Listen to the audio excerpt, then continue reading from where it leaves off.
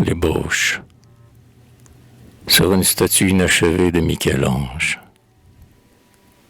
comme un agonisant caché, les lèvres blanches, sous les draps en sueur dont ses bras et ses hanches soulèvent par endroits les grands plis distendus. Au fond du bloc, taillé brusquement comme un arbre, on devine, râlant sous le manteau de marbre, le géant qui l'écrase et ses membres tordus. Impuissant sous dégoût, le ciseau du vieux maître n'a pas, à son captif, donné le temps de naître. À l'âme impatiente, il a nié son corps. Et, depuis 300 ans, l'informe créature, nuit et jour, pour briser son enveloppe obscure, du coude et du genou fait d'horribles efforts. Sous le grand ciel brûlant, près des noires térébintes, dans les fraîches villas et les coupoles peintes, l'appellent, sur leur soc, ces aînés glorieux. Comme un jardin fermé dont la senteur l'enivre, le maudit voit la vie, il s'élance, il veut vivre. Arrière, où sont tes pieds pour t'en aller vers eux? Va, je plains, je comprends, je connais ta torture. Nul ouvrier n'est rude autant que la nature. Nul sculpteur ne la vaut en ses jeux souverains.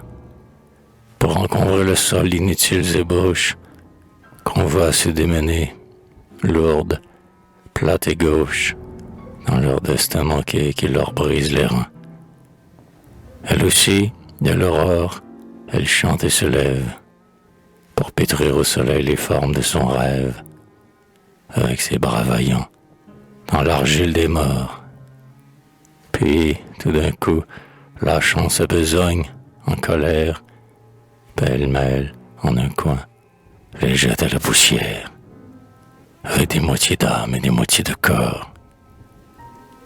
Nul ne les comptera, ces victimes étranges, risibles avortons trébuchant dans leurs langes, qui tâtent le vent chaud de leurs yeux endormis.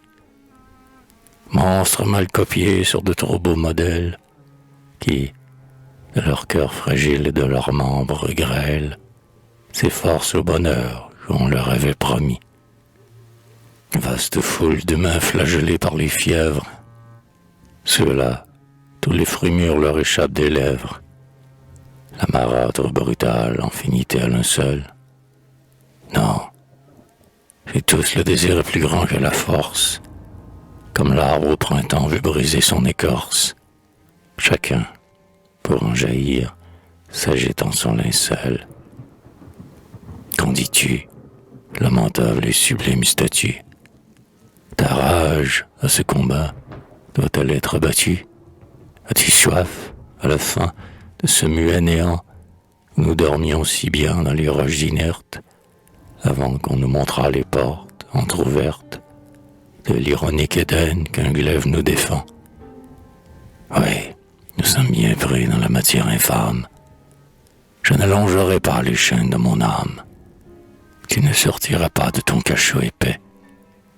Quand l'artiste, homme ou Dieu, lassé de sa pensée, abandonne au hasard une œuvre commencée, son bras indifférent n'y retourne jamais.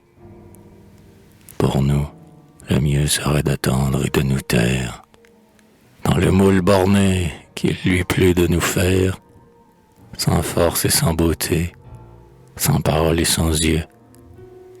Mais non, résigné ressemble trop au lâche, et tous deux vers le ciel nous crierons sans relâche, réclamant Michel-Ange et maudissons les dieux.